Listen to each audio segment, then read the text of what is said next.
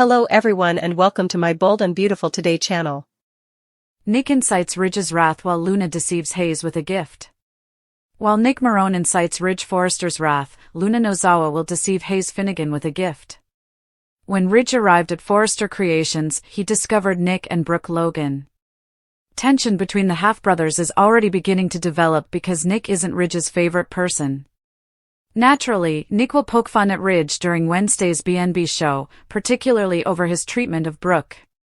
Nick might share that thought with Ridge and greatly agitate him because he believes that he might be Brooke's destiny instead. Even though Ridge is currently dating Taylor Hayes, he still has feelings for Brooke. The bond between Ridge and Brooke will always exist, and it will undoubtedly make Ridge feel a little possessive when he battles Nick. Hayes will be approached by Luna outside the beach house, where the school has been holding its summer art program, in the meantime. When Luna shows up and presents Hayes a gift, he will be by himself, thus it will be intriguing to observe what it is. Luna might show Hayes a photo of herself with Daddy John Finnegan, from a more carefree era when he still believed she was simply his adorable adoptive cousin, since she will likely want to emphasize their relationship as siblings. However, Luna might give her a souvenir that Finn used to give her. Here, everything that can help deceive Hayes and emphasize their shared connection to Finn will be effective. When Hayes is finished for the day, Electra Forrester is meant to pick him up, but Luna might prevent her from doing so. Luna might take advantage of this to pretend that there was a change of plans and that Finn asked her to pick Hayes up instead. Stay tuned for updates on Luna's future moves and the concerning Hayes news that will follow, since it is obvious that she plans to abduct Hayes at some point. At Forrester Creations, the late afternoon sunlight slanted through the tall glass windows like golden beams from some watchful heaven, casting angular shadows on the polished floors of Ridge Forrester's pristine office. The buzz of the sewing machines below had quieted for the day, but the tension in the air was anything but peaceful. Ridge had returned from a business meeting earlier than expected, his signature swagger still intact, though something in his sharp eyes betrayed the stress of recent weeks. He didn't expect to find Nick Marone lounging against the edge of his desk like he belonged there, a glass of Ridge's private scotch in hand, wearing that infuriating half-smile that Ridge had grown to despise since the first moment they'd met. Nick's presence, always disruptive, had become even more intolerable now that he had the gall to insinuate himself back into Brooke Logan's life. Ridge's former, and maybe forever, love had always been the focal point of his personal chaos, and Nick, with his perpetual air of entitlement and unresolved feelings, had an uncanny ability to stir the storm that Ridge worked so hard to contain. "You're early," Nick drawled, swirling the amber liquor as if it were his own, eyes glinting with mischief. "Thought you were off sealing international fashion deals or whatever it is that distracts you from taking care of Brooke." Ridge's jaw tightened, his fingers curling into a fist at his side. "Don't start," he warned. "What are you doing here, Nick?" Nick shrugged, his voice maddeningly casual. "I was just checking in on Brooke. We go way back, in case you forgot. She said I could stop by. Besides, she's not just your past, Ridge. Maybe she's still my future." That did it. The fury was instant, blazing in Ridge's usually composed features. "You don't get to talk about Brooke like that, not in my office, not in my family's company." Nick stood, stepping close enough that Ridge could smell the liquor on his breath, bold, expensive, and stolen. "Brooke deserves better than being tossed around between you and Taylor like some backup plan," Nick snapped, his voice rising. "Maybe I was her mistake. Or maybe you were. Maybe it's time she chose someone who actually sees her." Ridge didn't punch him, though it was a close call. Instead, his voice dropped to a low, dangerous tone. "Brooke will always be a part of me. You showing up now, after everything? It's pathetic." The door opened before the standoff could turn violent. Brooke stepped in, surprised by the stormy silence. "What's going on?" she asked, her voice slicing through the tension. Both men turned to her, but only Ridge looked ashamed of what might have happened. Nick just smiled. "Just catching up," he said. "You know how Ridge gets when he's threatened." Brooke looked from one man to the other, sensing that whatever had transpired was only the beginning. Meanwhile, down at the beach house, Luna Nozawa moved with a quiet intensity, her long dark hair whipping slightly in the breeze as she approached the outdoor patio where Hayes Finnegan sat cross-legged on a blanket, busy with the small sculpture project his summer art program had assigned. The little boy looked up with his bright eyes, Finn's eyes, and smiled uncertainly at the approaching figure. "Hi," he said. Luna knelt beside him, heart thumping. "Hi, Hayes," she replied softly, her voice warm but careful. "I brought you something." She reached into the small woven bag slung over her shoulder and pulled out a small wrapped box. It was unassuming, but Luna had spent hours selecting the right thing, something innocent, personal, and sentimental enough to play on Hayes's love for his father. "What is it?" Hayes asked, intrigued but wary, his hands hovering over the box. "Just something to remind you of how much your daddy loves you," Luna said with a practiced smile. "Go ahead. Open it." Hayes tore into the paper, revealing a photo in a simple frame, Luna, Finn, and a younger Hayes at the zoo from nearly 2 years ago. It had been digitally edited to include Luna, even though she hadn't been there that day. The deception made her stomach twist, but she pushed through it. Hayes's face lit up. "That was a fun day. I remember the giraffes. And your dad took this picture just before you fed them, remember?" Luna said smoothly, leaning into the fiction. "He wanted you to have this. He talks about you all the time." The lie tumbled from her lips more easily than she'd expected. Hayes beamed, clutching the frame to his chest. "Daddy gave you this to give to me?" "Exactly," Luna said, her voice tight with unspoken nerves. "And actually, there's a bit of a change in plans today. Your Aunt Electra called and asked me to pick you up instead."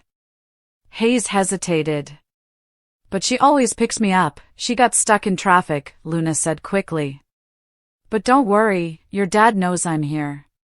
We're going to have a fun evening, just you and me." She held out her hand. Hayes looked at it, then at the picture, then back to the sculpture he'd been working on. Slowly, he reached for her. The trap had been set. Luna's fingers closed gently around his, and she led him toward the parked car nearby, mentally rehearsing every word of the story she'd give if questioned. Meanwhile, Electra Forrester had no idea what was unfolding. Stuck in a brief boardroom delay, she checked the time and sent a quick message to the art program director confirming she was on her way. But by the time she arrived at the beach house lawn, it was empty. Hayes's sculpture was still there, half-finished, abandoned. Panic slowly crept in. Back at Forrester Creations, Ridge had retreated to his private corner, seething from the encounter with Nick. Brooke had followed him, trying to defuse the situation. "You know Nick doesn't mean anything," she insisted, though her voice lacked conviction. "He's just stirring things up, like always." Ridge ran a hand through his hair, pacing. "But you let him. You always let him back in. I can't protect you from him if you don't want to be protected." "I don't need protection, Ridge. I need honesty. I need stability." "Something you haven't always offered either," Brooke said gently, her voice cracking slightly with old pain.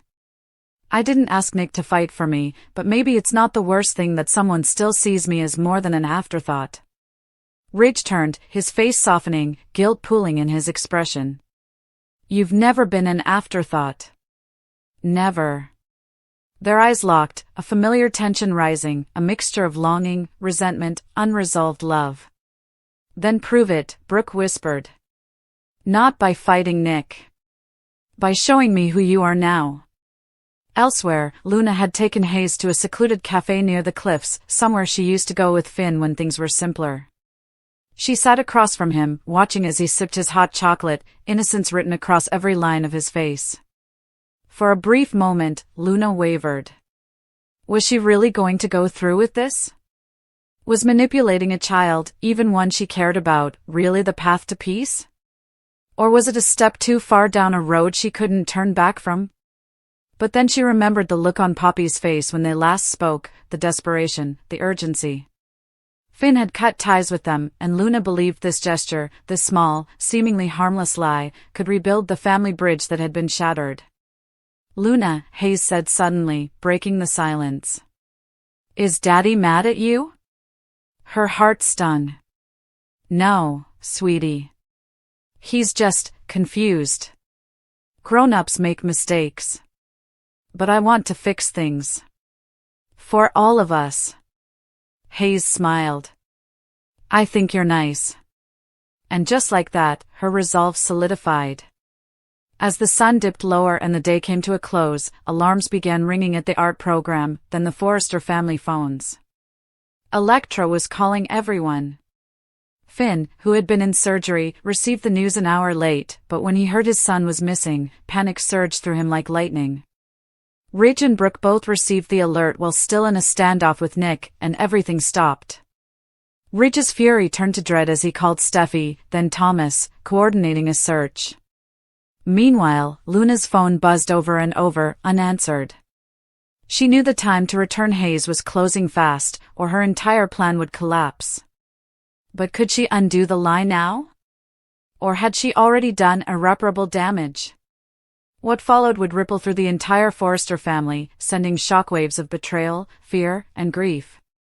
Nick, sensing the chaos, saw an opening to insert himself into the crisis, offering Brooke support while Ridge searched for Hayes. Luna's fate, Hayes' safety, and Brooke's heart all hung in the balance as a new storm brewed over Los Angeles, one darker and more dangerous than any before. And in the center of it all, the Forrester legacy trembled once more. Nick and Brooke are caught together by Ridge. While John Finnegan admitted to Liam Spencer that he has baseball bat protection, Ridge Forrester managed to capture Brooke Logan and Nick Marone together. Taylor Hayes persisted in questioning Ridge about Brooke at the Forrester mansion, but Ridge defended his love for Taylor and gave her assurances about their future. Taylor realized she had been pitching a reunion when Ridge remarked that she had recently spoken with Brooke again. Taylor wasn't as sure that Brooke would find someone else, even though Ridge did. Taylor, however, was happy to be with Ridge once more and would not allow Brooke to stand in the way. Nick asked Brooke if she wanted to be happy as he concluded their make-out session at Forrester Creations. Nick pondered whether Brooke desired a partner who would value her and desire her exclusively. Brooke found it difficult to imagine her life without Ridge, but Nick suggested that perhaps her fate was waiting for her. Nick acknowledged that he couldn't get Brooke out of his system as he thought back on their own history together. Nick encouraged Brooke to tell him that she was prepared to put Ridge in the past because he wanted her back in his life. Ridge showed up out of nowhere and wasn't happy to see Nick with Brooke. Nick stated that they were merely discussing Ridge, which paved the way for the impending confrontation. Liam Spencer was relieved to see that Finn was paying attention to Luna Nozawa's warning at the beach home. Liam remained worried about Steffi Forrester and the children's safety, even after Finn acknowledged that he slept with a baseball bat beside his bed at night. Later, Hayes Finnegan was thrilled to hear that Electra Forrester would be picking him up from his art program. Liam had an opportunity to express additional concerns about Luna once Steffi, Finn, and Liam returned to the Cliff home shortly after. Luna grumbled that Steffi was keeping her away from her father as she kept spying on Hayes in the distance.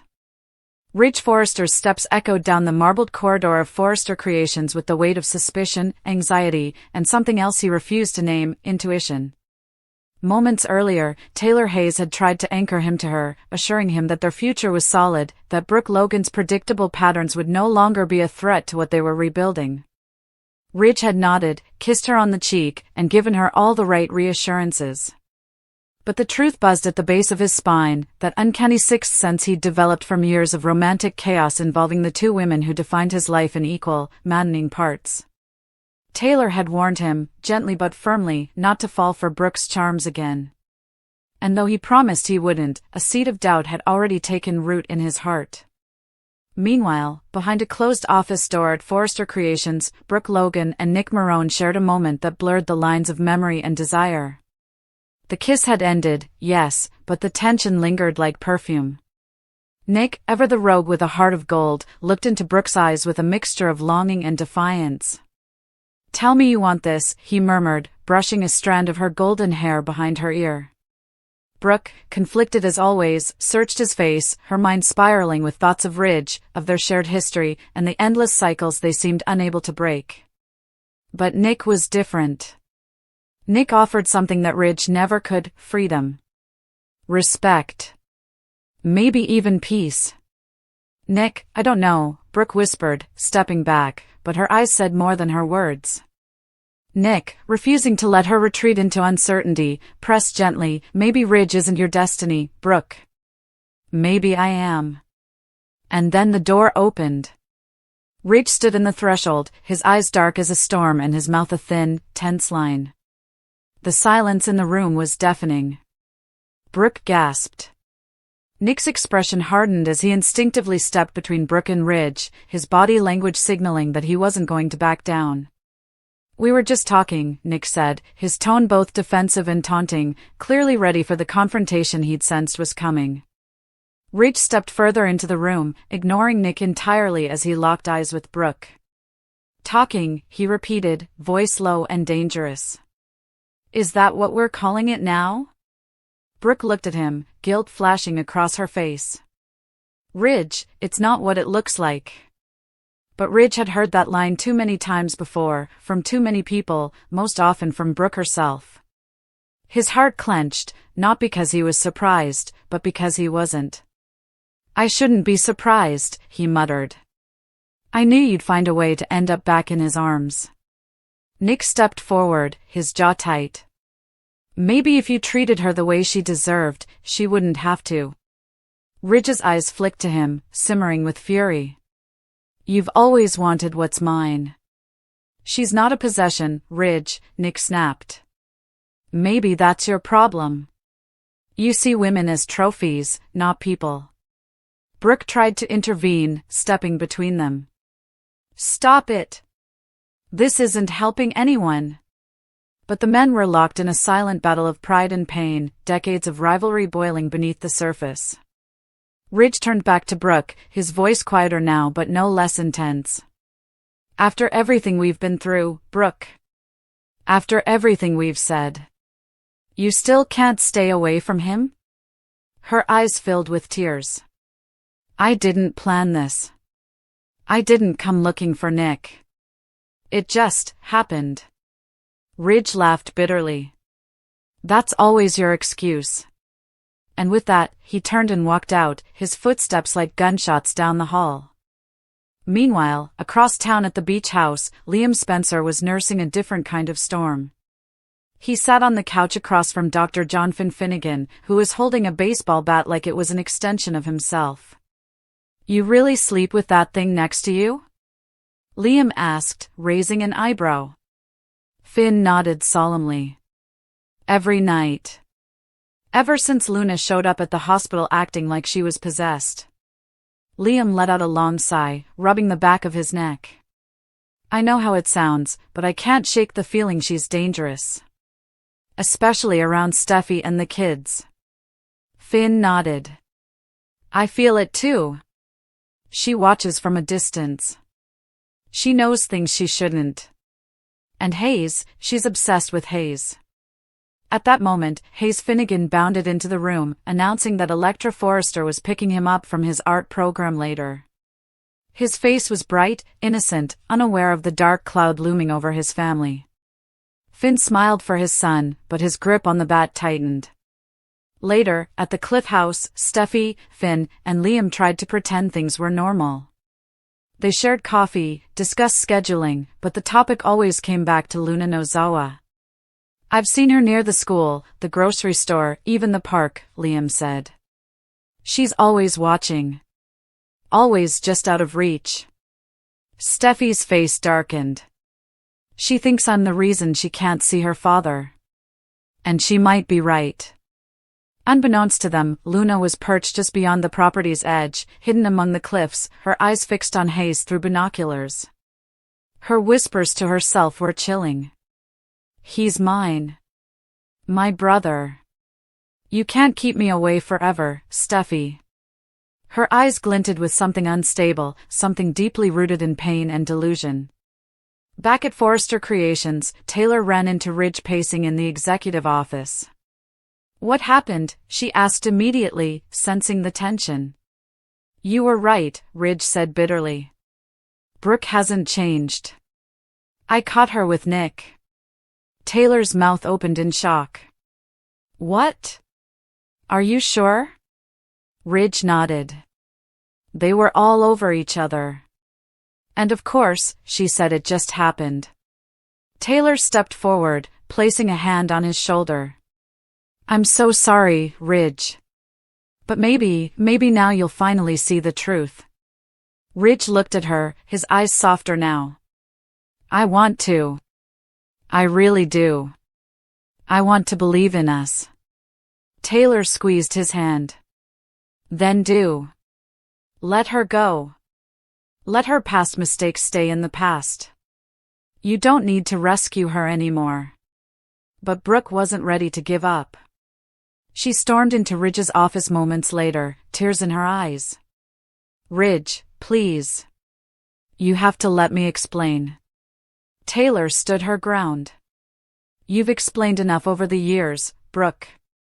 Brooke ignored her, focusing only on Ridge. I didn't mean for this to happen. Nick and there's history there. And maybe I was just lonely. Ridge looked exhausted. That's the problem, Brooke. You don't know how to be alone. Brooke's face crumpled. So that's it? You're choosing her? He nodded. I have to. For me. Brooke turned and fled the office, the weight of her choices crashing down on her. Outside, Nick was waiting. So? He asked. Brooke shook her head. He's done. Nick stepped forward.